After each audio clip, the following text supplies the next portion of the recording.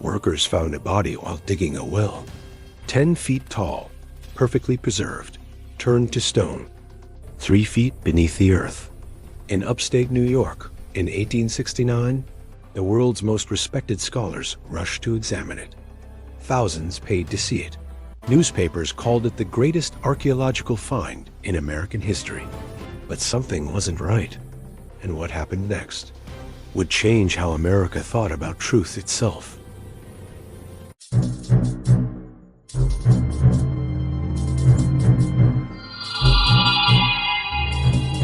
This is the story of the Cardiff Giant, a discovery that divided the scientific community, a mystery that drew thousands, a truth that someone didn't want you to know.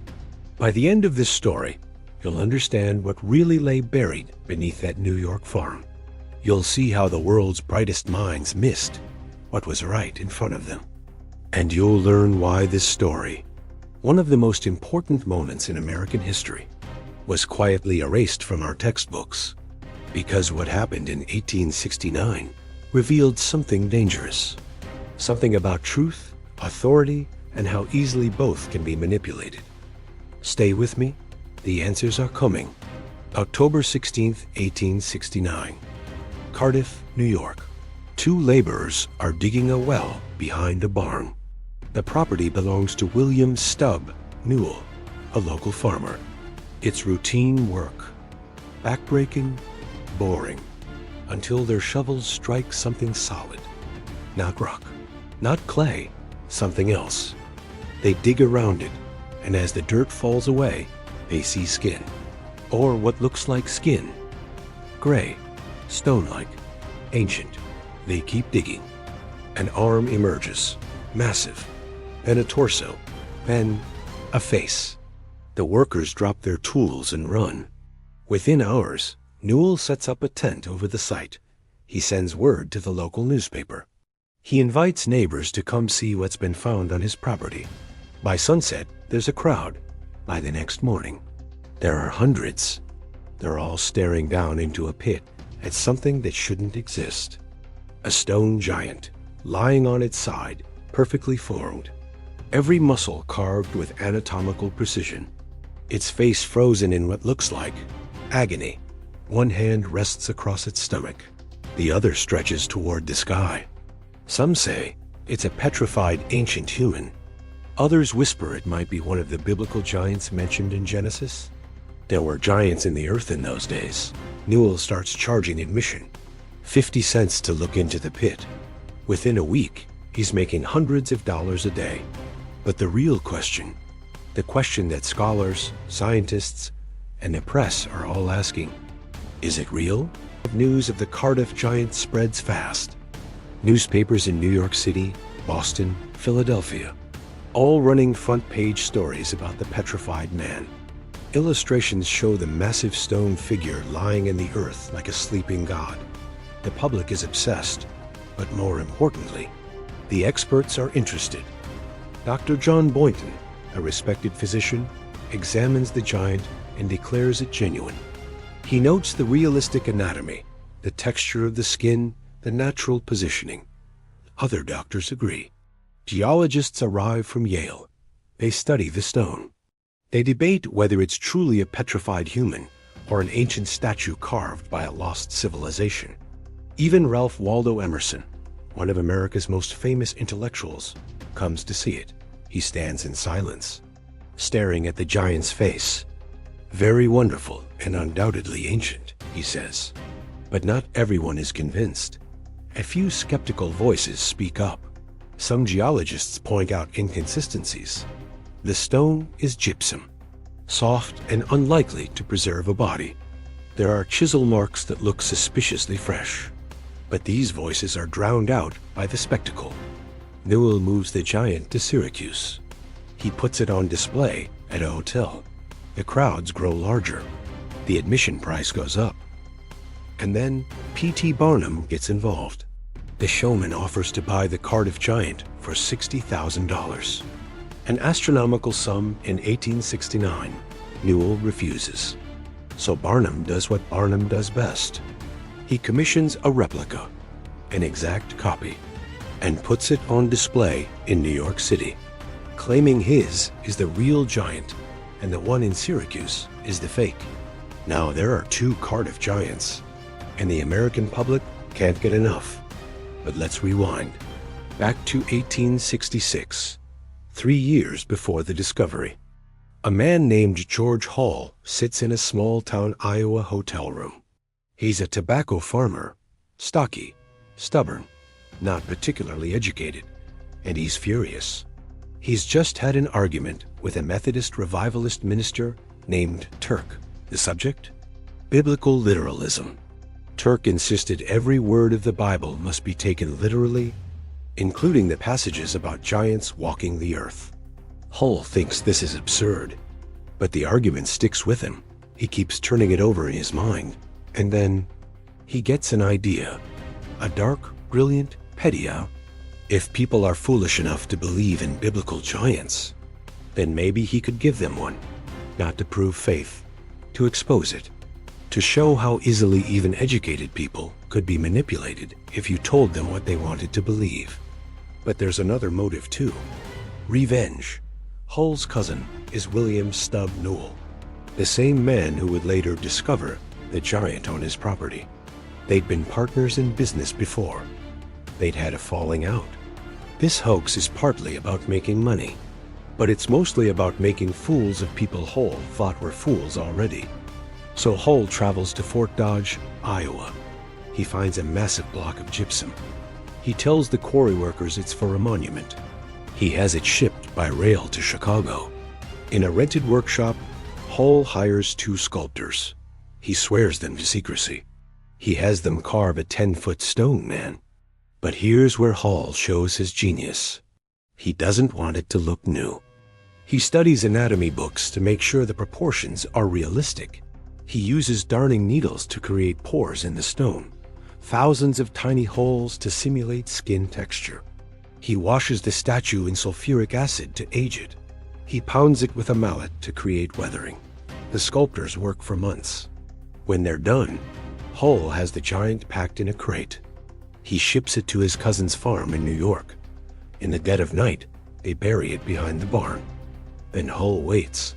1 year passes. Then 2. The ground settles. The burial site looks undisturbed. And in October 1869, Newell hires workers to dig a well in the exact spot where the giant lies buried. The discovery is perfectly staged. By late 1869, the Cardiff Giant is the most famous attraction in America. But the skeptics are growing louder.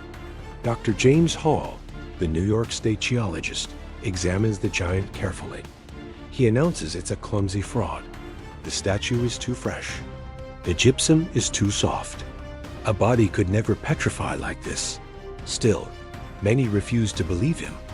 Then a man named Othniel C. Marsh arrives.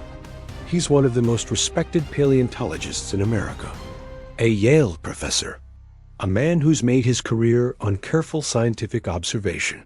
Marsh looks at the giant for less than 10 minutes. He declares it a fake. He points out tool marks, modern carving techniques, anatomical impossibilities. It is a very recent origin, Marsh says, and a most decided humbug. But even Marsh's authority isn't enough to stop the frenzy. People want to believe. The newspapers keep running stories. The crowds keep paying admission until December 1869. Tobias Bowen, one of the sculptors Hull hired, breaks his silence. He's run out of money. He's tired of keeping the secret. He tells a reporter the entire story. How Hull commissioned the statue, how they carved it in Chicago, how it was buried deliberately. The press explodes. Hull is tracked down. At first, he denies everything. Then, he admits it. He even seems proud. "I made it to show up the falseness of scientific belief," he tells reporters. "And it worked better than I ever imagined." The revelation should end everything. But here's what's fascinating. It doesn't. People keep coming to see the Cardiff Giant. Even knowing it's fake, they pay admission. They stare at it. They take photographs. Because by now, the Cardiff Giant isn't just a hoax. It's become something else. A symbol, a spectacle, a piece of shared cultural mythology. Truth turns out to be optional. In 1870, George Hall sues P.T. Barnum, not for making a fake Cardiff Giant, but for calling Hall's fake Cardiff Giant fake. Think about that for a moment. A man who created a hoax is suing another man for exposing his hoax, even though the second man's hoax is based on the first man's hoax. The case goes to court. The judge has to sit there listening to testimony about which fake giant is the real fake giant. Barnum's lawyers argue that since Hall's giant is admittedly a forgery, it has no legal standing. You can't copyright or own a deliberate fraud. They're absolutely right. The judge rules in Barnum's favor. Hall loses, but here's the twist. Both fake giants remain on display.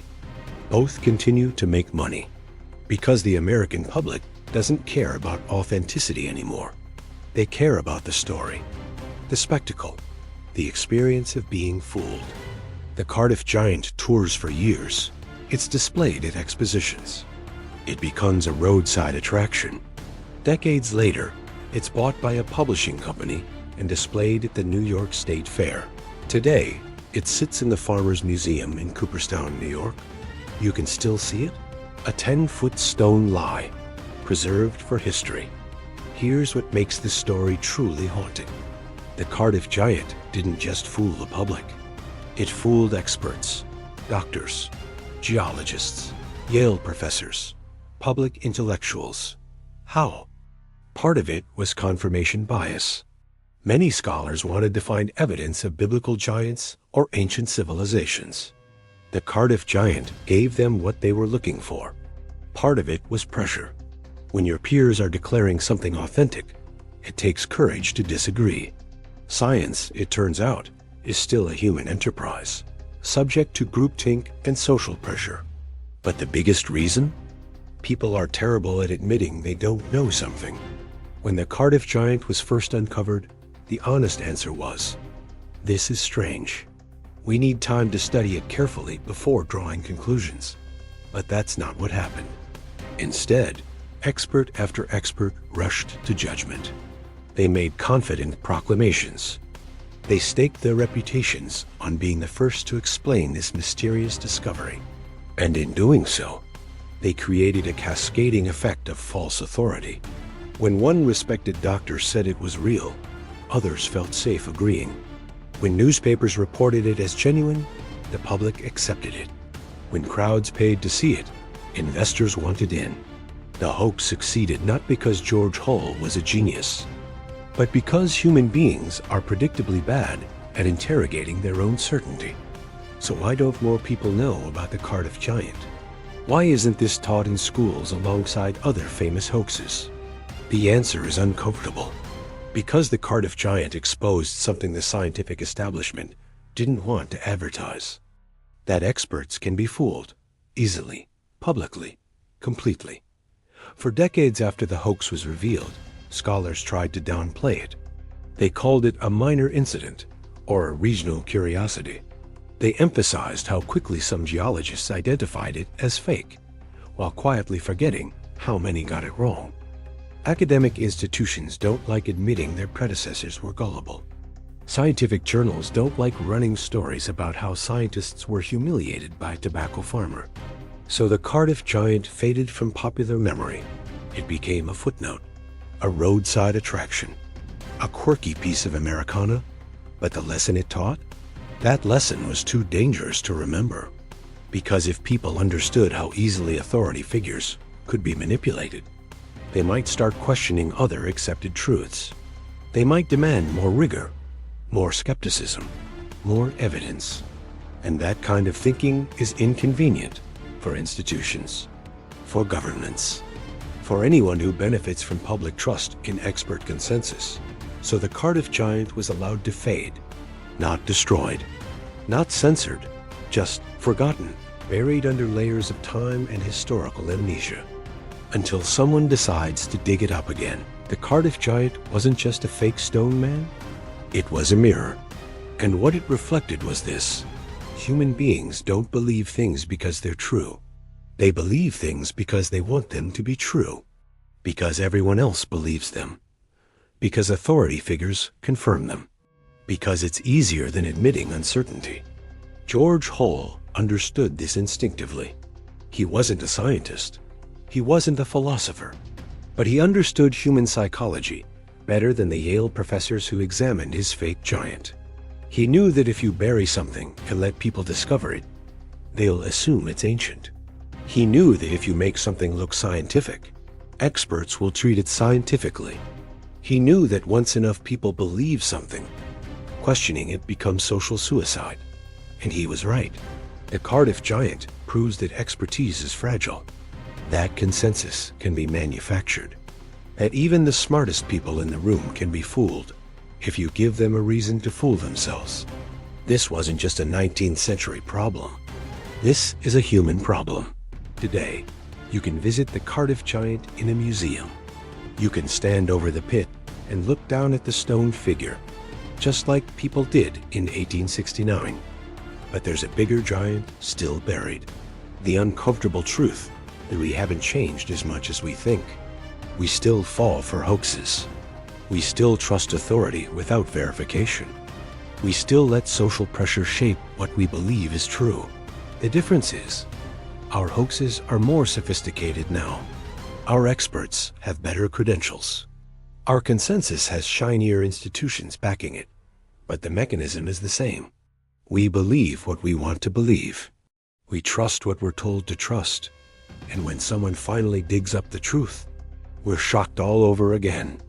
George Hull's revenge wasn't just on the Methodist minister who annoyed him. It was on all of us. A reminder, carved in stone, that certainty is often just another word for gullibility. And the biggest hoaxes aren't the ones we discover. They're the ones we never question. The Cardiff Giant fooled the world's smartest scholars.